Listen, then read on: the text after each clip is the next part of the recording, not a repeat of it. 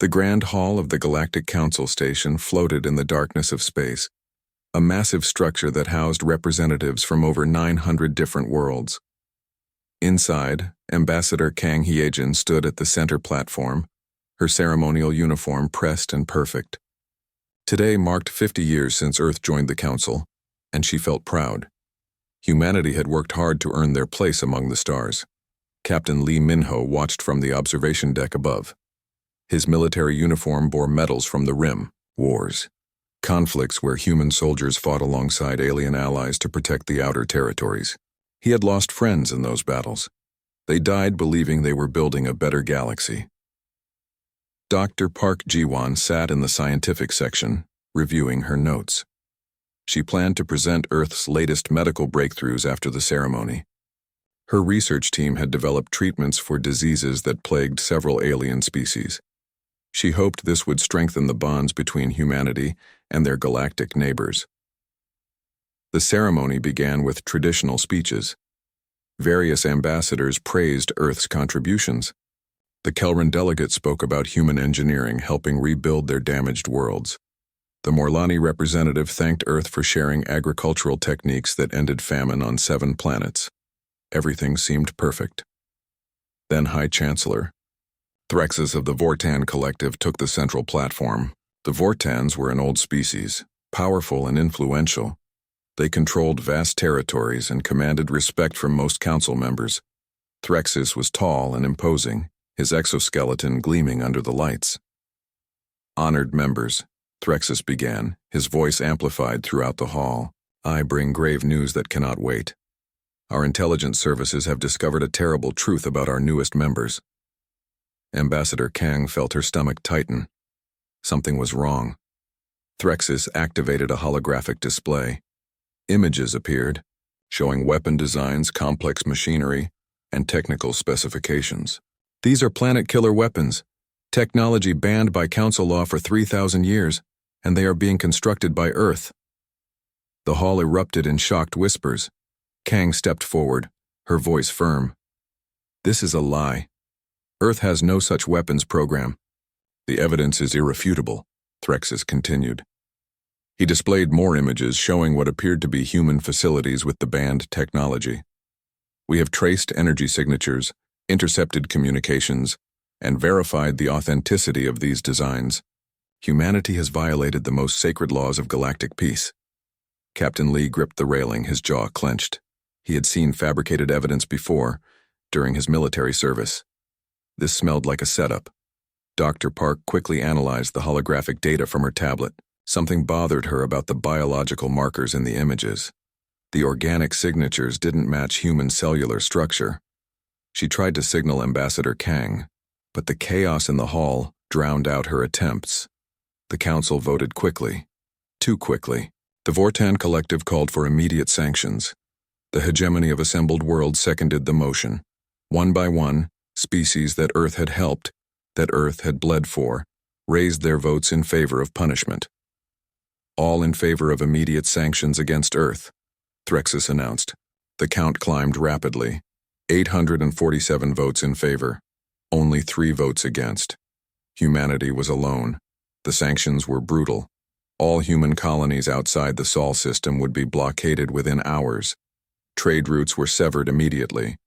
Earth's military vessels received orders to disarm and submit to inspection by Vortan forces. Human citizens traveling in Council space had 48 hours to return home or face arrest. Ambassador Kang tried to speak, to demand a proper investigation, but her microphone was cut off. Security forces moved toward her position. Captain Lee activated his communication device, sending encrypted signals to the human fleet.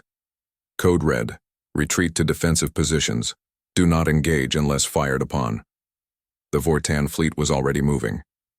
Within 2 hours, massive warships appeared around every human colony. New Busan on Kepler 442b, home to 3 million people, found itself surrounded by 3,000 Vortan battlecruisers. Armstrong Station on Mars's moon Phobos watched as hostile vessels took positions in orbit. On Earth, emergency broadcasts interrupted normal programming. People watched in horror as the news explained what happened. 50 years of friendship shattered in a single vote. Parents called their children studying on alien worlds, begging them to come home. Business owners who built their lives on interstellar trade saw everything collapse. Dr. Park managed to download the evidence files before Council security locked down the systems. She retreated to her quarters and ran detailed analysis. The more she examined the data, the more certain she became. The biological markers were impossible. Human technology couldn't produce those specific patterns. Someone had manufactured this evidence, and they did it poorly, perhaps assuming humans wouldn't notice the subtle inconsistencies. Ambassador Kang found herself escorted to a detention facility. The charges were vague but serious. Crimes against galactic peace covered many possibilities, most ending with life imprisonment or execution. She sat in her cell, replaying the day's events. The speed of it all bothered her most. The Council moved with unusual efficiency, as if they had prepared for this moment. Captain Lee gathered his senior officers in the war room of his flagship. They watched tactical displays showing Vortan positions around human territories. "They're not just blockading us," his tactical officer observed. "These formations are preparation for orbital bombardment." "How long do we have?" Lee asked. "Based on their positioning and supply lines, I'd estimate 30 days before they're ready for a full assault." Lee leaned back in his chair, thinking. He had fought alongside many species in the Council. He knew their tactics, their weaknesses, their fears. The Vortons were powerful but predictable. They relied on overwhelming force and numerical superiority. They had never faced an enemy that studied them as carefully as humans did. "Send a message to Earth Command," Lee ordered. "Encoded, maximum security. Tell them we need authorization for Project Revenant."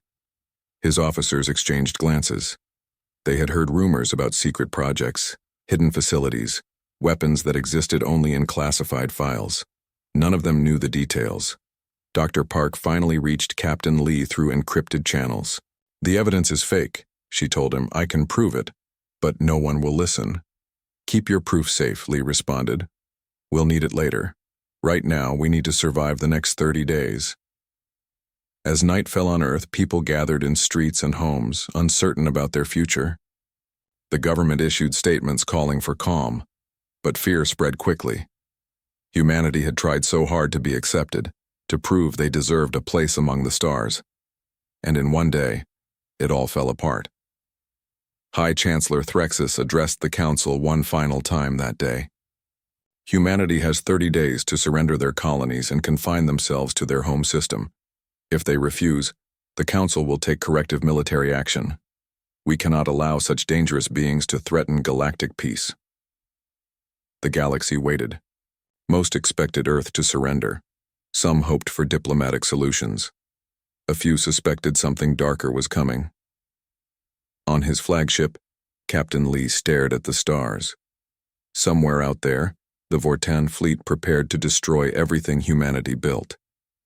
They thought humans would beg for mercy or surrender quietly. They were about to learn how wrong they were. Admiral Choi Junho walked through the underground facility 500 meters below the Gobi Desert. The complex stretched for kilometers. In every direction, hidden from satellite detection and shielded from deep ground scanning.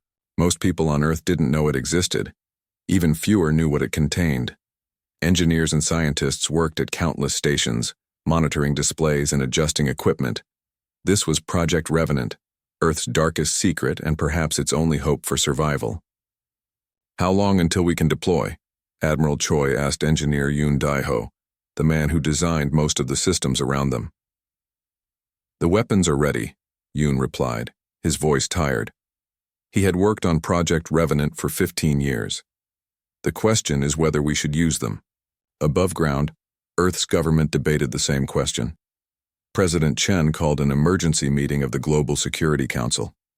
Representatives from every nation gathered via secure holographic link. The argument was fierce. "We should negotiate," the European Union representative insisted. "Surely we can prove the evidence was fabricated." "They don't want proof," Admiral Choi responded. He stood before the council, his expression grim. "They want us gone. This was never about weapons. This was about removing a potential rival before we became too strong. Then we fight, the African Coalition representative stated firmly. We've built a fleet. We have colonies to defend. Our fleet is outmatched 50-1, another voice argued. This is suicide. Admiral Choi activated a holographic display. That's where you're wrong. For the past 30 years, while we smiled and cooperated with the Council, we also prepared for betrayal. Project Revenant was created specifically for this scenario. The display showed weapon systems unlike anything the public had seen.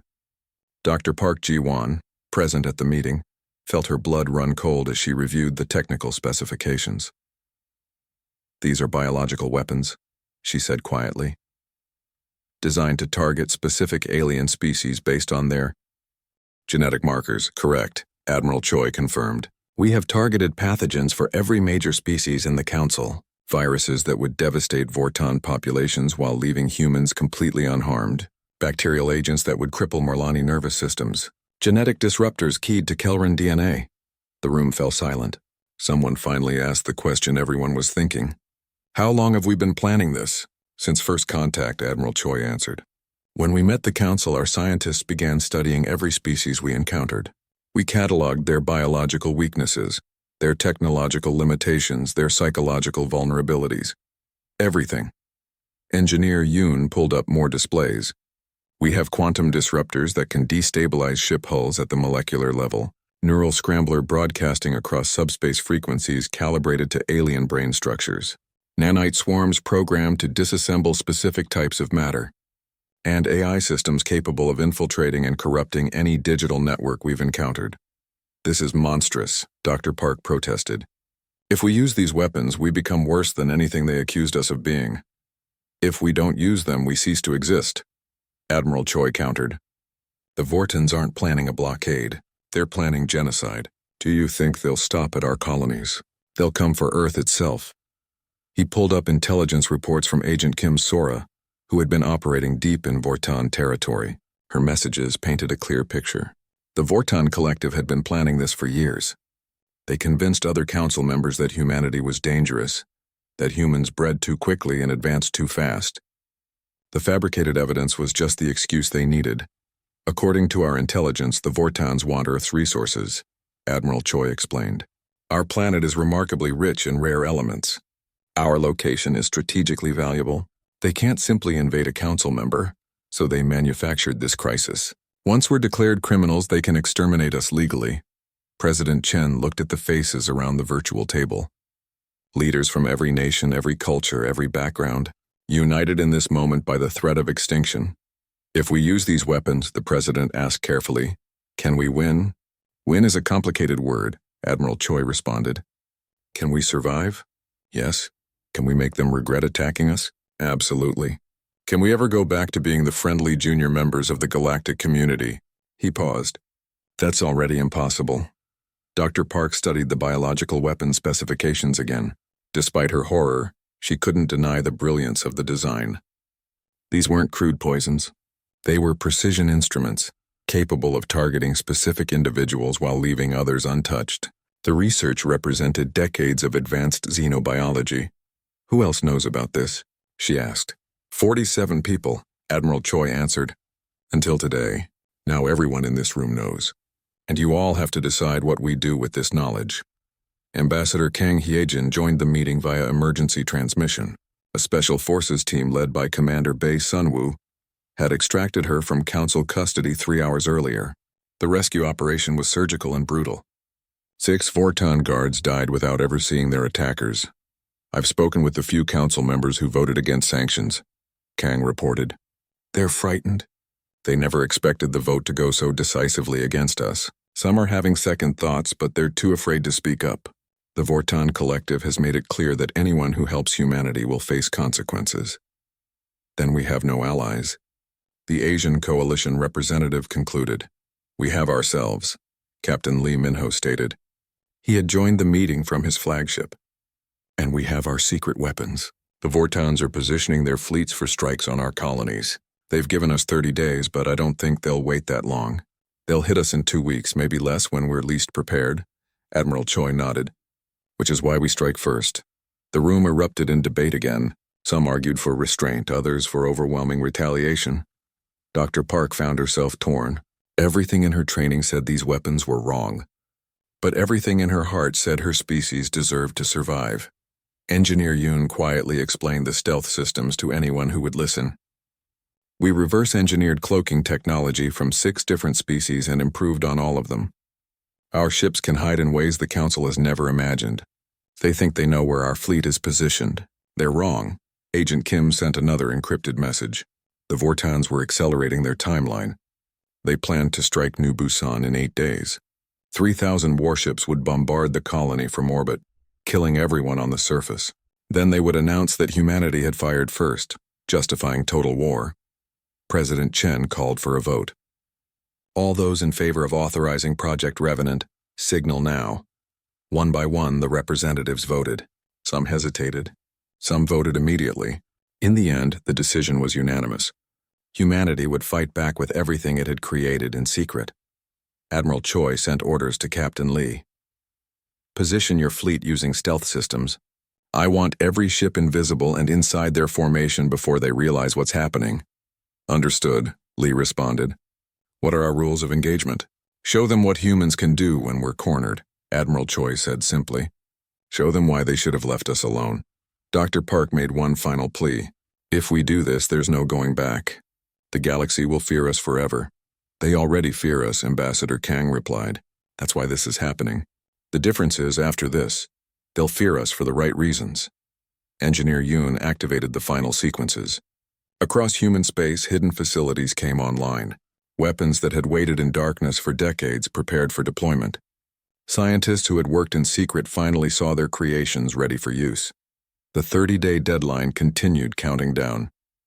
The Vortons watched human colonies with weapons armed, waiting for surrender that would never come. They expected begging and desperation. Instead, Captain Lee's fleet vanished from every sensor in the galaxy. 900 ships simply disappeared as if they never existed. In the Vortan Command Center, Admiral Threxus received the report with satisfaction. They're running, he told his officers. The humans are evacuating. Begin final preparations for the assault on New Busan. We attack in 8 days. But the humans weren't running. They were hunting. And they were about to teach the galaxy a lesson in the dangers of underestimating. Earth Day 29 of the ultimatum arrived with the Vortan Armada in position. Around New Busan, 3,000 warships formed a sphere around the colony world, their weapons charged and ready. Across the galaxy, billions watched the live broadcast as High Chancellor Threxus prepared to make an example of humanity. On the surface of New Busan, 3 million colonists went about their daily routines. Children attended school. People worked in factories and offices. Markets sold fresh produce grown in vast agricultural domes. They knew the Vortan fleet surrounded them. But Admiral Choi had sent clear instructions. Act normal, trust the plan, and stay indoors when the signal came. Commander Bae Sun-woo checked his equipment one final time. His special operations team was positioned on 12 different Vortan command ships, having infiltrated them over the past week using experimental phase shift technology. They waited in shadows, invisible and patient. Around him, the Vortan crew prepared for bombardment, unaware that death stood among them. Captain Otajian commanded the stealth frigate Silent Thunder, one of 900 human vessels hiding in the space around New Busan. His ship floated less than a kilometer from a Vortan destroyer, completely undetected. The crew remained silent, their breathing controlled, as they watched enemy vessels move into final attack positions. All ships report ready. O whispered into his communication system. Around the colony, human vessels confirmed their positions. They had spent 8 days maneuvering into the Vortan formation, moving slowly, using every trick Engineer Yoon had developed. The Vortans never suspected that their formation was actually a cage they had locked themselves inside. High Chancellor Threxus appeared on galactic broadcasts, his voice carrying to hundreds of worlds. People of the Council, you witnessed today the price of defiance. Humanity chose to ignore our mercy. They refused to surrender their illegal weapons. They forced our hand. Let this be a lesson to all who would threaten galactic peace. He raised one appendage, preparing to give the order for bombardment. 3 million lives hung in the balance. Then Captain Lee Minho's voice cut through every channel.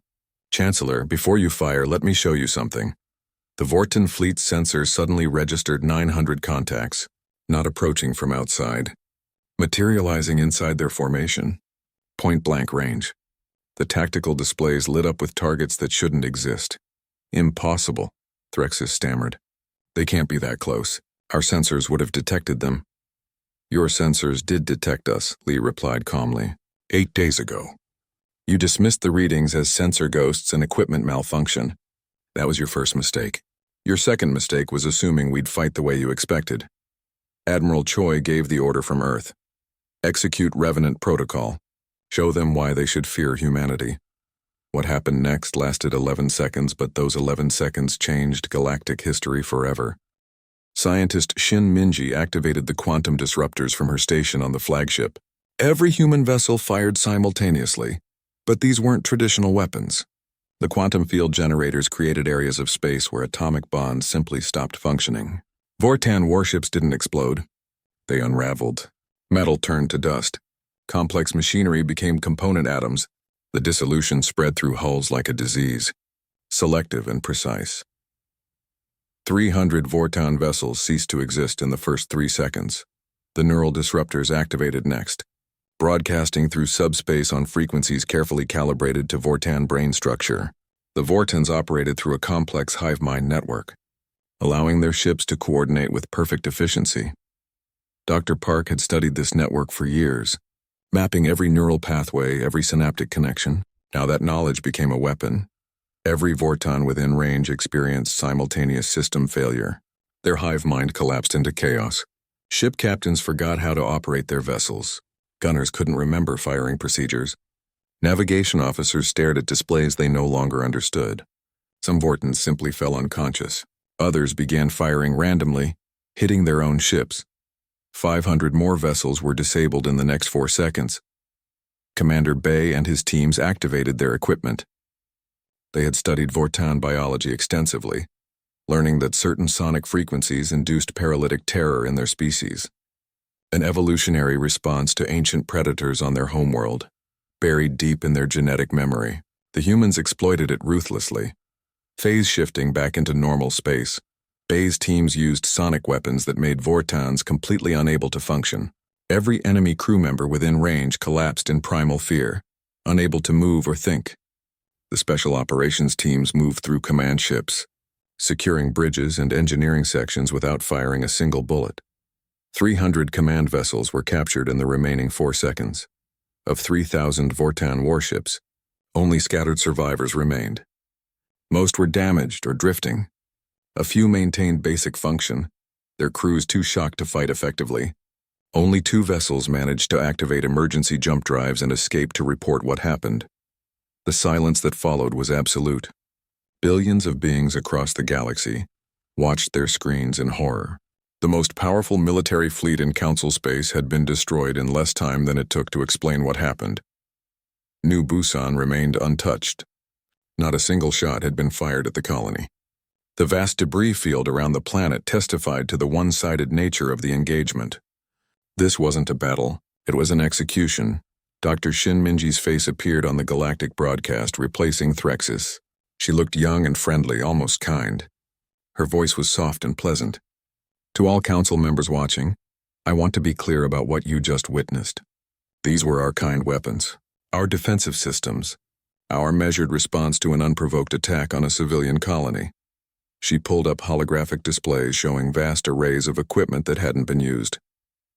We have weapons you didn't see today. Biological agents that could sterilize entire planets based on genetic targeting. Nanite swarms that could disassemble your cities molecule by molecule. AI systems that could hack and control every computer in your civilizations. Psychological warfare technology that could drive populations insane. Her smile never wavered. We showed mercy today. We used force only against military targets. We could have done so much worse. Remember that. On the Galactic Council Station, emergency sessions convened immediately. Delegates shouted at each other, panic evident in every voice. The species that voted for sanctions against Earth suddenly realized they had made a terrible mistake. They have weapons we never imagined, the Kelran delegate said quietly. How long have they been hiding this capability? Since they joined the council, Admiral Choi answered, his face appearing on the main display. We studied you. All of you. Every species, every technology, every weakness. We prepared for betrayal because we learned from human history. Our species knows what happens to the weak when the strong decide to eliminate them. High Chancellor Threxus tried to respond, demanding immediate military action, calling for total war against humanity. But his voice sounded hollow now. His fleet was gone. His power was broken. Captain Lee broadcast to all remaining Vortan vessels in the area. You have two choices. Surrender your ships and crews will be treated well, or try to fight and share the fate of your command fleet. You have 60 seconds to decide. Every remaining Vortan ship surrendered within 30 seconds. On Earth, people watched the broadcast with mixed emotions. Pride that their species had defended itself. Horror at the weapons they possessed. Uncertainty about what came next. Dr. Park spoke at a press conference trying to explain the situation to a confused public. We never wanted this, she said. We hoped these weapons would never be used. But when faced with extinction, we chose survival. Now the galaxy knows what humanity is capable of. The question is what we do with that knowledge. Agent Kim Sora sent reports from deep in Council space. Multiple species were quietly recalling their fleets pulling back from human territories. Some were opening back-channel communications, testing whether humanity would accept peace offerings. Others were calculating whether they could survive if Earth decided to expand its attacks. Captain O and his crew secured the captured Vortan command ships. They found detailed plans for the bombardment of New Busan, including orders to target civilian population centers specifically. The evidence confirmed what everyone suspected. The Vortans had intended genocide. Send these plans to every news outlet in the galaxy, Admiral Choi ordered. Let everyone see what they tried to do. Commander Bay's teams began processing Vortan prisoners. The captured crews were terrified, expecting torture or execution. Instead, they received medical treatment, food, and basic accommodations. The humans wanted information, not revenge, at least not yet. As the day ended, the debris field around New Busan continued expanding, a monument to Vortan arrogance and human capability. Children on the colony looked up at the sky, seeing the distant glitter of destroyed ships, and wondered what kind of galaxy they would inherit. Captain Lee sat in his command chair, exhausted but alert. The first battle was over, but the war had just begun. The galaxy now knew that humanity could defend itself. The next challenge would be determining what kind of peace could emerge from such a violent demonstration of force. Engineer Yoon deactivated some systems, but kept most weapons ready. Do you think they'll try again? He asked Admiral Choi. Some will, Choi replied. Others will negotiate. All of them will be afraid. That's what we need. Fear prevents rash decisions. The Galactic Council faced an impossible situation. They had tried to eliminate a species they saw as a threat. Instead, they had proven humanity was far more dangerous than they imagined. Now they had to live with that knowledge, wondering when Earth might decide to use its full arsenal. 3 days passed after the destruction of the Vortan fleet at New Busan. The galaxy expected humanity to make demands, to threaten further attacks, to declare terms for peace. Instead, Earth said nothing. The silence was more terrifying than any threat. General Hanjisu sat in a facility beneath the Himalayas, surrounded by displays showing real-time data from across Vortan space. She commanded the Psychological Operations Division, a department most humans didn't know existed. Her job was to break enemy will without firing a single shot. Begin Phase 2, she ordered quietly. On Vortan Prime, the species' homeworld with a population of 40 billion, citizens woke to find their entire lives exposed. Every private message they had ever sent appeared on public networks.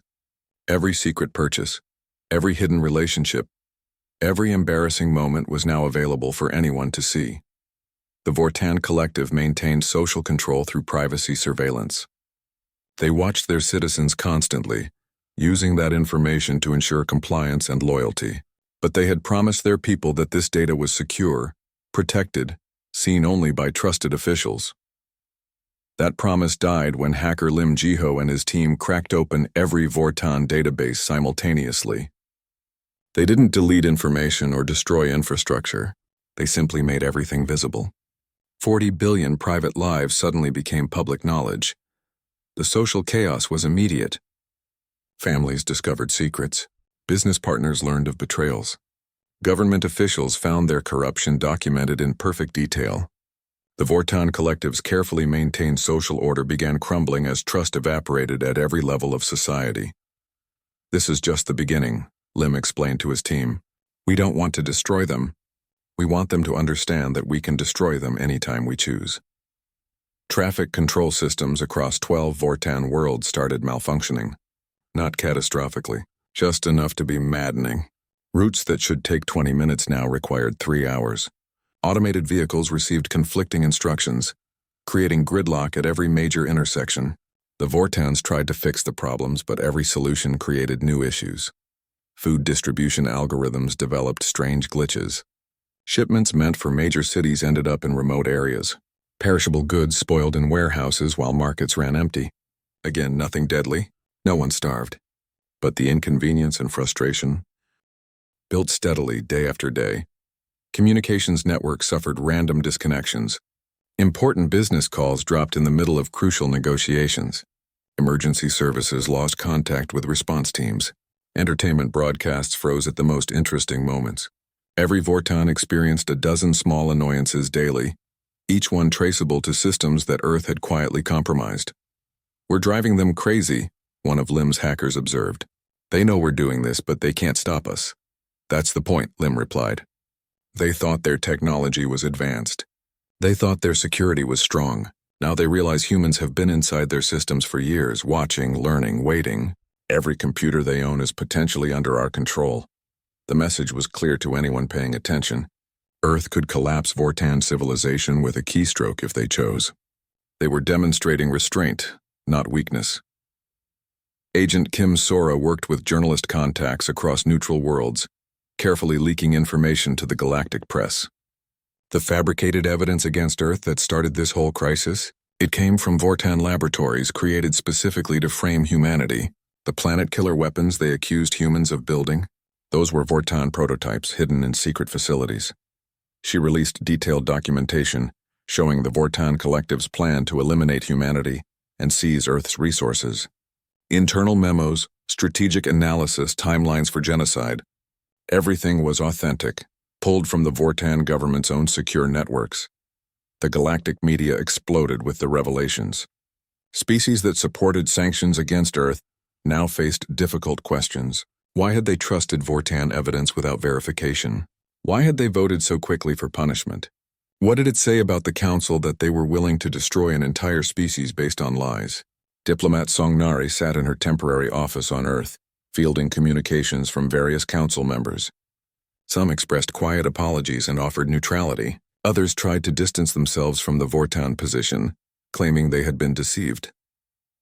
"We appreciate your concern," Song replied to each one, her tone polite but cold. "However, Earth is not currently accepting apologies from species that voted for our destruction. You stood by while they tried to exterminate us. Neutrality now is not the same as support then. The diplomatic isolation was deliberate. Earth wanted council members to feel the consequences of their choices. Let them worry about whether humanity would forgive or retaliate." Uncertainty was a powerful weapon. Dr. Park Ji-won made her own announcement to the galactic community. She displayed comprehensive research showing that Earth had developed cures for 17 different diseases affecting council species, medical breakthroughs that could save billions of lives across dozens of worlds, treatments that humanity had planned to share freely as part of their contribution to galactic society. These cures represent decades of research by our finest medical minds, Dr. Park explained in her broadcast. "We were going to present them at the next Council Medical Summit. Now they are classified as Earth security assets. Perhaps when the galaxy remembers how to treat its members with dignity and justice, we will remember how to share our discoveries." The medical community across multiple species expressed outrage and desperation. They had patients dying from diseases Earth could cure. But Earth's position was firm. The galaxy needed to understand that attacking humanity had consequences beyond military defeat. The hegemony of assembled worlds, the second largest military alliance in council space, began fracturing. 3 major species withdrew from the hegemony, publicly stating they would not fight Earth under any circumstances. They had done the calculations and reached an obvious conclusion. Humanity focused their entire arsenal on the Vortans and destroyed a 3,000-ship fleet in 11 seconds, the Kelran defense minister announced. They used what they called their kind weapons. What happens when they use their cruel ones? What happens when they stop being selective about targets? Military analysts across the galaxy came to the same conclusion. Earth had demonstrated capability beyond anything the Council possessed. Their stealth technology made traditional defensive strategies useless. Their weapons ignored conventional shielding. Their hacking capabilities meant no digital system was secure. High Chancellor Threxus made increasingly desperate calls for total war against humanity. He demanded the Council mobilize every available warship, conscript troops from all member species, and launch an overwhelming assault on Earth itself. Only 40% of the Council voted in favor. It wasn't enough to authorize action. The political landscape had shifted dramatically. Species that once saw humanity as junior partners now viewed them as the galaxy's most dangerous military power. Some advocated immediate peace negotiations. Others suggested isolating Earth diplomatically while avoiding military conflict. A few proposed alliances with humanity against the Vortans. Captain Lee Minho observed these developments from his flagship, still positioned near New Busan. They're fracturing, he told Admiral Choi during their secure communication. The unified front against us is collapsing. Good, Choi replied. Let them argue among themselves. Every day they spend fighting each other is a day they're not organizing against us. Engineer Yoon continued his work in the underground facilities. He wasn't dismantling the weapon systems. He was improving them. If the galaxy thought they had seen Earth's full capability, they were wrong. The quantum disruptors could be refined. The neural disruptors could target multiple species simultaneously. The AI systems could coordinate attacks across light years instantly. Are you preparing for another attack? A technician asked. I'm preparing for whatever comes next, Yoon answered. Peace or war, Earth needs to maintain its advantage. The moment they think they can match our technology, someone will try to challenge us again. Commander Bay's interrogations of captured Vortan officers revealed the full extent of the conspiracy against humanity. Dozens of species had been aware of the Vortan plan, though most hadn't known the details. Some had actively assisted in creating the false evidence. Others had simply agreed to vote for sanctions in exchange for trade benefits or political favors. What should we do with this information? Bay asked Admiral Choi. Save it, Choi replied. When we negotiate peace terms, we'll need leverage. Knowing which species betrayed us and which were merely cowardly will help determine who pays what price. On Vortan worlds, the social chaos continued. Their government tried to restore order, but the damage was done. Citizens no longer trusted their leaders. The hive-mind coordination that made Vortan society function efficiently had been disrupted at a fundamental level. They could rebuild, but it would take years, maybe decades.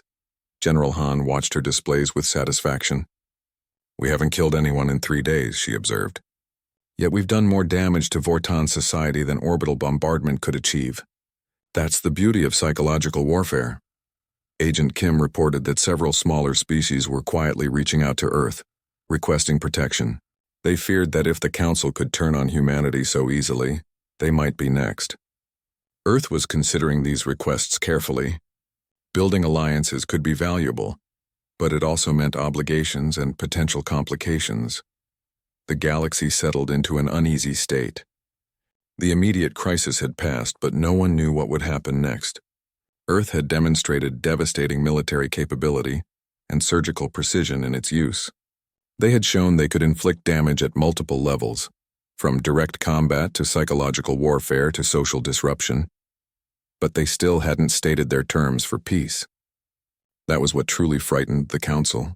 What did humanity want? Reparations? Territory? Revenge? Or something else entirely? Diplomat Song received a message from the Galactic Council requesting formal negotiations. Earth agreed, but on their terms. The meeting would take place at New Busan, forcing Council representatives to travel through human-controlled space and see exactly what they had almost destroyed. Let them come to us, Admiral Choi decided. Let them see the colony they tried to exterminate. Let them walk among the people they voted to kill. Maybe then they'll understand what they did. The Council delegates arrived at New Busan in small, unarmed diplomatic vessels. They traveled through human-controlled space under escort, passing the debris field that had once been the Vortan Armada. The journey was designed to be uncomfortable and humbling. Earth wanted them to understand their vulnerability. Ambassador Kang Hyejin stood at the landing platform, flanked by Captain Lee Minho and his honor guard. She wore formal diplomatic attire, but the soldiers around her carried visible weapons. The message was clear. This was a negotiation between equals, not a superior power granting mercy to inferiors. The council representatives included delegates from 40 major species. Notably absent was High Chancellor Threxus. The Vortan Collective had dissolved his position 3 days earlier, removing him from power in disgrace. A new Vortan speaker attended instead, a younger official whose demeanor showed fear and humility. Elder Praxis, one of the 3 council members who voted against sanctions, led the delegation. He was ancient by most species standards, representing a civilization that valued wisdom and careful thought. He had opposed the rush to judgment against humanity, and now his warnings had proven correct. Ambassador Kang, Praxis began formally. The Galactic Council requests negotiations to end hostilities and restore peace. There are no hostilities to end, Kang replied coldly. Earth defended itself from an unprovoked attack. We are not at war with the Council.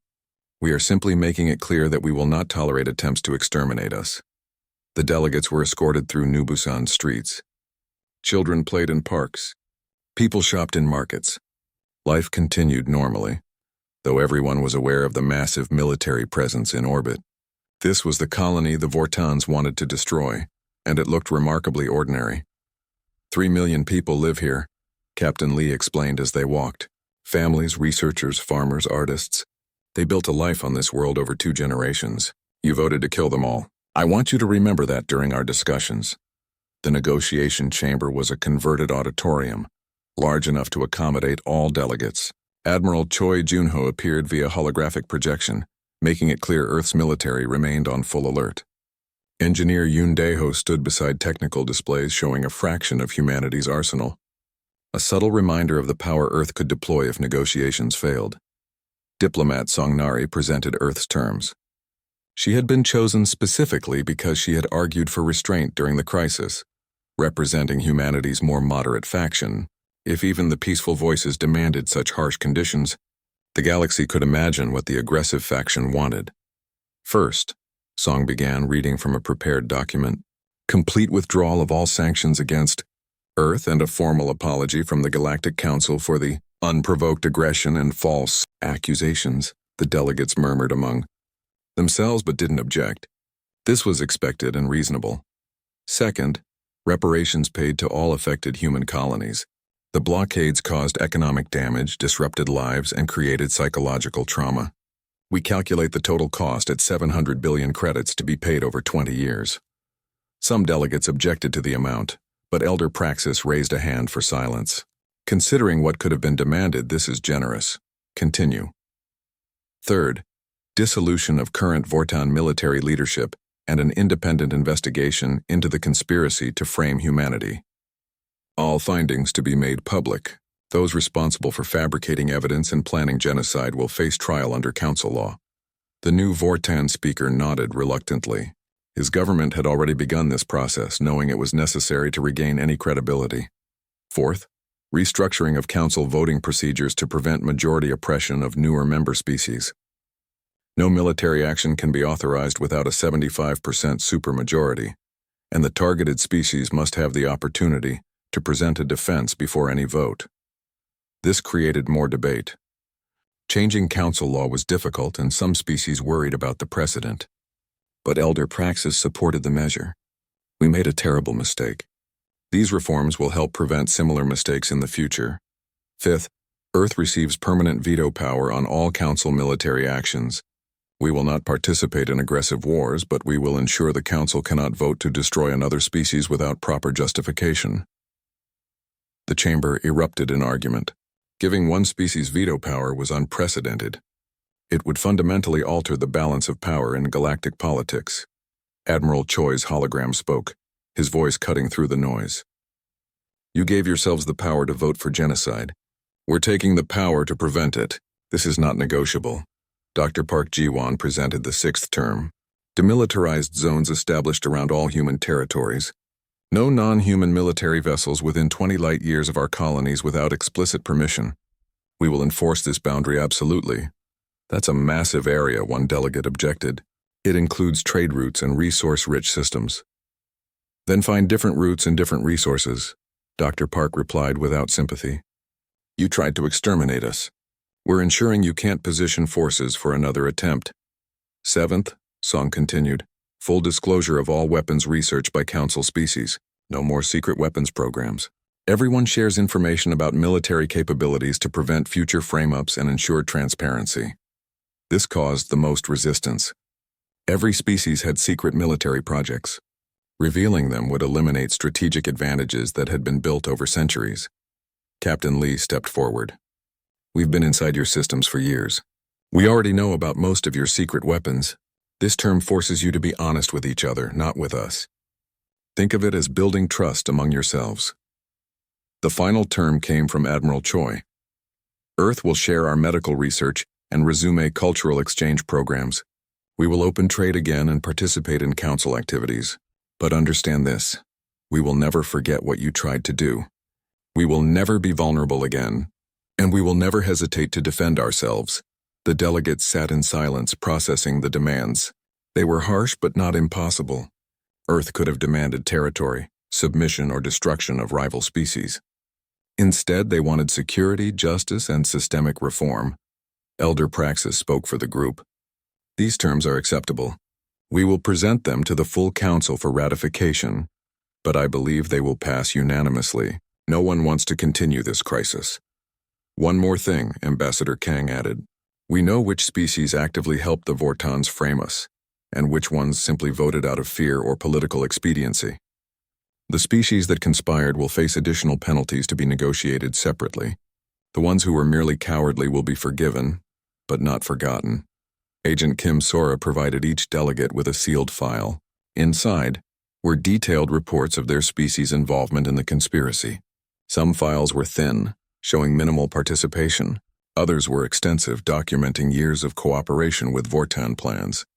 The delegates' reactions varied from relief to horror. The negotiations continued for 3 days as details were refined and language was adjusted. Throughout the discussions, human representatives maintained a careful balance. They were firm about security requirements but reasonable about implementation. They demanded accountability but offered paths to redemption. On the third day, Elder Praxis requested a private meeting with Ambassador Kang. They walked through a botanical garden on New Busan, surrounded by plants from Earth and a dozen other worlds, thriving together in careful cultivation. Your restraint is admirable, Praxis said quietly. Many species in your position would have chosen annihilation over negotiation. Kang looked at him carefully, measuring her words. We still might. This is your probation period. The galaxy has 50 years to prove we can coexist peacefully. If we see another attempt to eliminate a council member, if we see another species framed as we were, if we see any indication that the strong will prey on the weak. She left the sentence unfinished. The threat was clear. And if the galaxy passes this test? Praxis asked. What then? Then maybe we can actually be partners instead of predators watching each other, Kang replied. We never wanted to be feared. We wanted to be respected. You forced us to choose fear because you didn't offer respect. The treaty was signed in the same auditorium where terms had been presented. Representatives from every major species added their marks to the document. The Galactic Council formally apologized to humanity. Reparations were scheduled. Reforms were initiated. As the delegates prepared to leave, Dr. Park released the medical research Earth had promised. Cures for diseases that had plagued species for generations, treatments that would save billions of lives. It was a reminder that humanity could be generous when treated with dignity. Back on Earth, Admiral Choi deactivated some weapon systems but kept the infrastructure intact. Engineer Yoon continued research on even more advanced technology. We can't become complacent, Yoon warned. Some species will study what we did and try to develop counters. We need to stay ahead. Agent Kim established a permanent intelligence network across Council space. Operatives on dozens of worlds monitored for any signs of conspiracy against Earth or any other species. The surveillance was comprehensive and carefully hidden. Captain Lee addressed his officers one final time before the fleet dispersed to normal patrol patterns. They wanted to see humanity as monsters. We showed them something worse. We showed them that monsters can be strategic, patient, and merciful. That's what truly terrifies them. They can't predict what we'll do next. The human vessels moved to new positions throughout their expanded security zone. They no longer hid, but they maintained full combat readiness. The galaxy would see Earth's strength every time they looked toward human space. On New Busan, the colonists celebrated survival and mourned lost innocence. They had been ordinary people building ordinary lives until galactic politics nearly destroyed them. Now they lived in a demilitarized zone, surrounded by the most powerful military fleet in Council space. Life would never be quite ordinary again. Ambassador Kang returned to the Council station, resuming Earth's representation. But the dynamics had changed. When she spoke, delegates listened. When Earth voted, the tally mattered. Humanity was no longer the junior partner hoping for acceptance.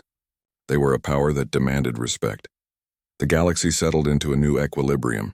Species that had been enemies worked to become neutral. Species that had been neutral worked to become friends. Everyone calculated the cost of having Earth as an enemy versus the benefits of having Earth as an ally. High Chancellor Threxus was tried and convicted of conspiracy, fraud, and attempted genocide. His punishment was exile to a remote world where he would spend his remaining years contemplating the cost of arrogance. Other Vortan officials faced similar accountability. The reforms to council voting procedures passed despite resistance. The 75% supermajority requirement and mandatory defense hearings would make future rushes to judgment much harder. Earth's veto power remained controversial, but no one was willing to fight about it. Years would pass before trust was fully restored, if it ever was. But a fragile peace emerged from the crisis. The galaxy learned that humanity was dangerous but not mindlessly aggressive. Earth learned that the galaxy was flawed but not irredeemable. Dr. Park established an ongoing dialogue with scientists from dozens of species. They shared research carefully, building bridges through academic cooperation. It was slow work, but it created connections that politicians couldn't easily sever. As the first anniversary of the New Busan incident approached, Captain Lee stood on the observation deck of his flagship watching the stars. Somewhere out there were species that still wanted humanity gone. Others hoped for genuine friendship. Most simply wanted to be left alone. Earth would watch them all. The weapons would remain ready. The intelligence network would continue operating. The galaxy had taught humanity a hard lesson about trust, and humans were excellent students. The final message belonged to Admiral Choi, broadcast during a memorial service for the lives lost during the crisis. We did not choose this path. It was forced upon us. We responded with overwhelming force because survival demanded it. Now we maintain that force because peace requires it. Let the galaxy remember. Earth sought friendship and received betrayal. We will never make that mistake again. The monument at New Busan bore a simple inscription, visible to every ship approaching the planet. They tried to extinguish our light. We showed them the fire within. Never again will humanity bow to those who mistake kindness for weakness. And throughout Council space, on 1,000 worlds, beings looked toward human territory with a mixture of fear, respect, and wonder. Humanity had arrived among the stars as explorers and had become warriors. Now they stood as guardians, watching, waiting, and reminding the galaxy that some species are most dangerous when they choose mercy over destruction.